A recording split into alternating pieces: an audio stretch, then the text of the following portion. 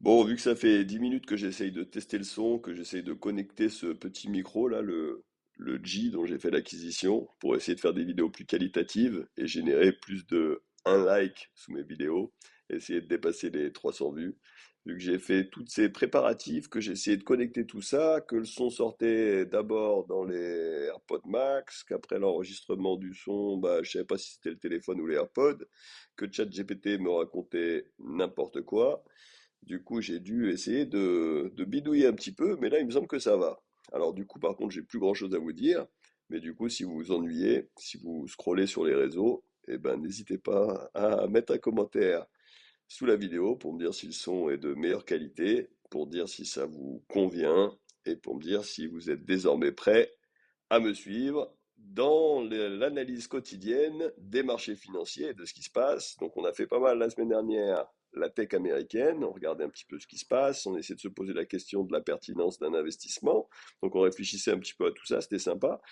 Alors ça a généré deux, trois commentaires, donc j'imagine qu'il y a un tout petit peu d'intérêt, mais a priori on parle vraiment d'un tout petit peu d'intérêt. Bon, la chaîne est naissante, je vais essayer de produire des contenus réguliers, essayer de vous faire quelque chose tous les jours, histoire que vous puissiez y trouver votre compte, et puis potentiellement générer un tout petit peu d'interaction, et puis que qu'on prenne du plaisir tous ensemble à monter en compétence et à discuter sur ces sujets de finance, hein. Donc, en tout cas, semaine sur les marchés financiers qui a été assez intéressante, hein. Donc, on s'est posé la question à de multiples reprises de savoir comment ça allait évoluer. On sentait les marchés un peu tendus.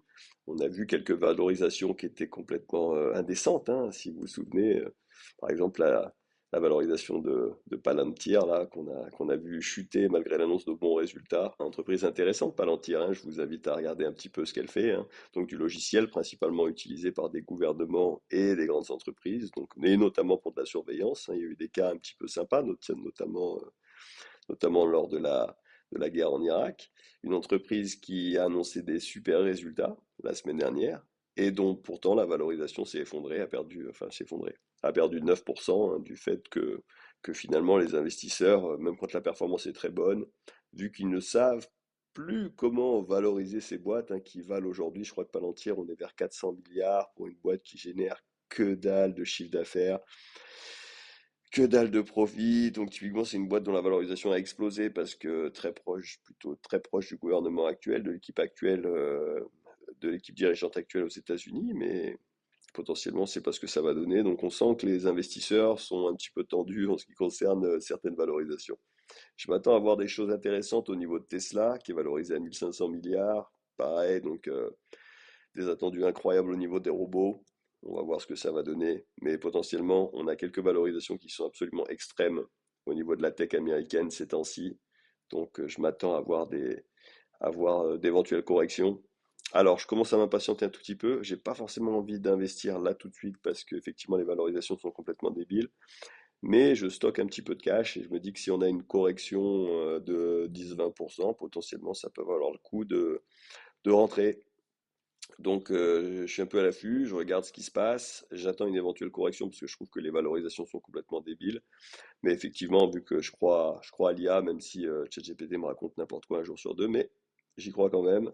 Je suis convaincu par la techno, je prends pas mal de plaisir à jouer avec toutes ces petites IA et je suis bien conscient des bénéfices et de la productivité qu'on va pouvoir aller chercher avec ces nouvelles solutions.